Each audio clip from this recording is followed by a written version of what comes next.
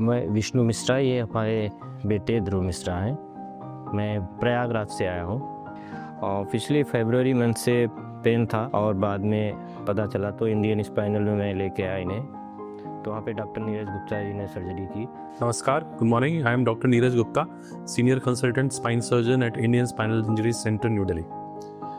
आज हम बात करेंगे रीढ़ की हड्डी में टीबी के बारे में, ट्यूबरकुलोसिस के बारे में। अक्सर अमूमन लोगों को लगता है कि ट्यूबरकुलोसिस जो है खाली फेफड़े में होती है और हड्डी में नहीं होती। हड्डियों में देखा जाए तो रीढ़ की हड्डी में टीबी होना सबसे ज़्यादा कॉमन है।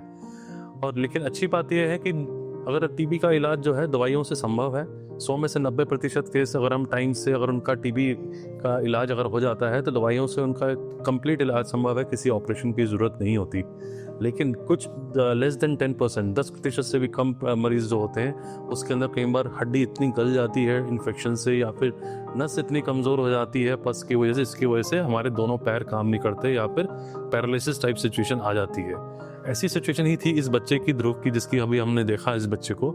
ये बच्चा जब हमारे पास आया तो इसकी रीढ़ की हड्डी में टीबी थी और हड्डी बिल्कुल गल गई थी, और हड्डी गलने की वजह से पूरा नस पे दबाव था और बच्चा बिल्कुल स्ट्रेचर पे था। 6 महीने से बच्चा जो है बिस्तर से उठ नहीं पा रहा था, चल नहीं पा रहा था, अपना जो है लैट्रिन पेशाब भी बिस्तर पे करता था, और जो कि उस पर भी उसका कंट्रोल नहीं था।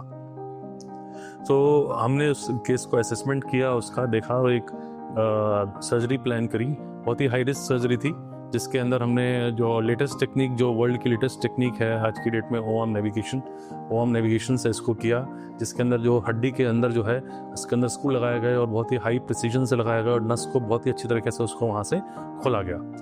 और आज जो हमने देखा धीरे धीरे करके जैसे नस पे से दबाव हटा, नस का इम्प्रूवमेंट आनी शुरू हुई, टीबी का इलाज साथ साथ चलता रहा, और आज की डेट में हम देख रहे हैं 6 महीने में जो है टोटल ऑपरेशन को आज भी 3 महीने हुए हैं और बच्चा धीरे धीरे अपने पैरों पे खड़ा होना शुरू हो गया, बच्चे ने चलना शुरू कर दिया है। पहले से बहुत ही बढ़िया बेटर है। अब हम लोगों की ये उम्मीद पूरी हो गई है कि ये अपने पैरों पे जैसे चल रहे हैं वैसे दौड़ भाग पुराने पहले की तरह कर लेंगे।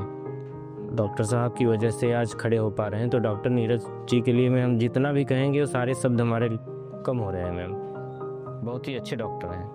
तो कहना मैं ये चाहता हूँ कि रीढ़ की हड्डी के अंदर भी टीबी के जब भी अगर कोई किसी को अगर दर्द है या फिर अगर बहुत कमर में दर्द, अगर 3 महीने से ज़्यादा अगर कमर में दर्द चल रहा है तो अपना इलाज जरूर कराएं, एक स्पेशलिस्ट को दिखाएं, स्पाइन सर्जन को दिखाएं। अगर रीढ़ की हड्डी में टीबी पाई जाती है तो उसका इलाज संभव है और 100 में से 90% केस तो दवाई से ही ठीक हो जाते हैं। लेकिन अगर किसी केस के अंदर सर्जरी की ज़रूरत भी पड़ती है तो उसमें घबराएं नहीं, क्योंकि अगर आप टाइम से अगर सर्जरी करा लेते हैं तो उसका सक्सेस रेट बहुत अच्छा है।